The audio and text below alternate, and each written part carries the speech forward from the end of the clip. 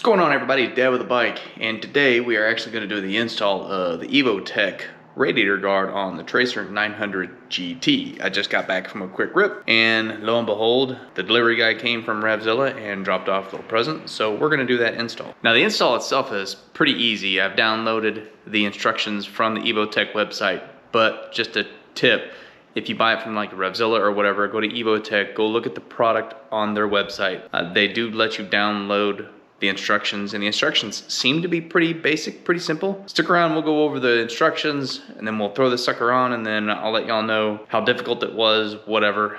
Give you my opinions on this radiator guard. So stick around.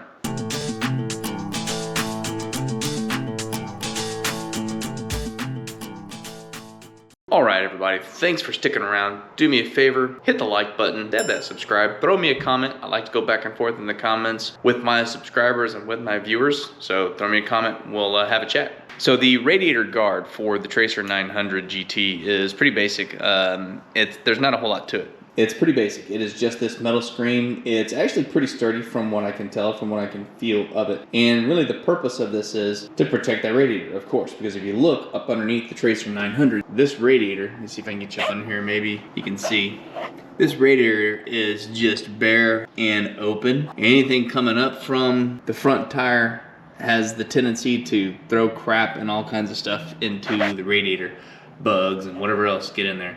Radiators are a pain in the neck to clean properly. So you put a radiator guard on there, protect them a bit, and then you don't have to deal with the insanity of cleaning them later. Now the instructions, like I said, I pulled off of Evotech's website, and this is what they look like. They are in, I think, pretty decent instructions. We'll see once we actually get into the install and if I have any trouble, but they seem pretty decent. I'll show you the instructions. So here's the basic instructions. They provide you direct step-by-step, tell you what you need to remove, give you all of the nitty-gritty details for doing the install, putting it all back together. Pretty basic, pretty simple. So what we're gonna do is we're gonna do the install.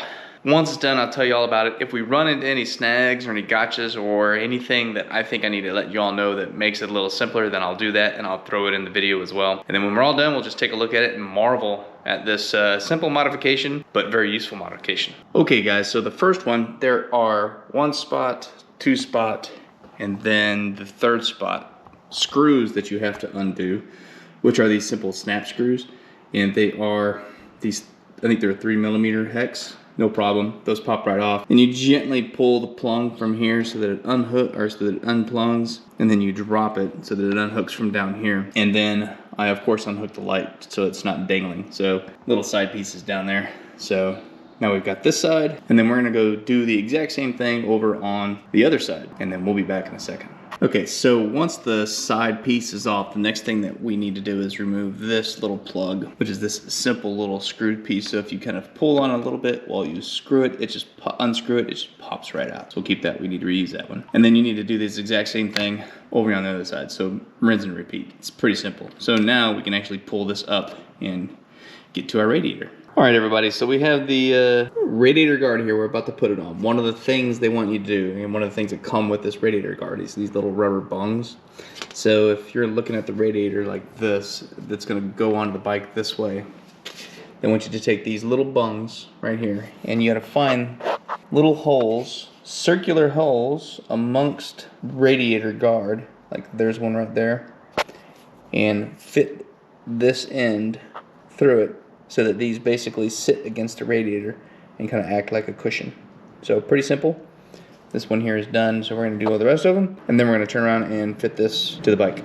Okay, so the next step we're going to actually do in order to fit the radiator guard on the radiator is up under this little thing is that little bracket. We need to unscrew that bracket on this side and on the other side, and when we put the radiator guard, this is gonna go back over the bracket, so this OEM piece is gonna stay. And then that's pretty much it, and we'll be back in just a second. Okay, everybody, I've got it fitted on here. It's not screwed on yet because we need to put the brackets and the screws back on the radiator so it actually holds this. But the one thing that I did want to mention before I finish this up, and then we go over the complete thing, is put on some thread lock on here, as these bolts go back into the radiator, and they actually are the thing that holds on the radiator guard, so those are important. So throw some thread lock on there and call it done.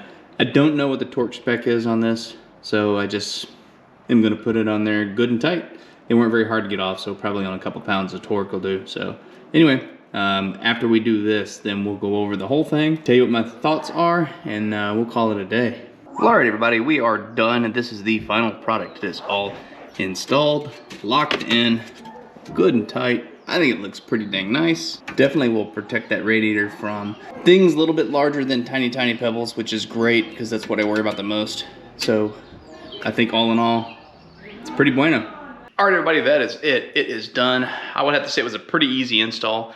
I'm really satisfied with the product itself. I think it's gonna do a good job, keep my radiator protected. I kind of worry about that because that's exposed.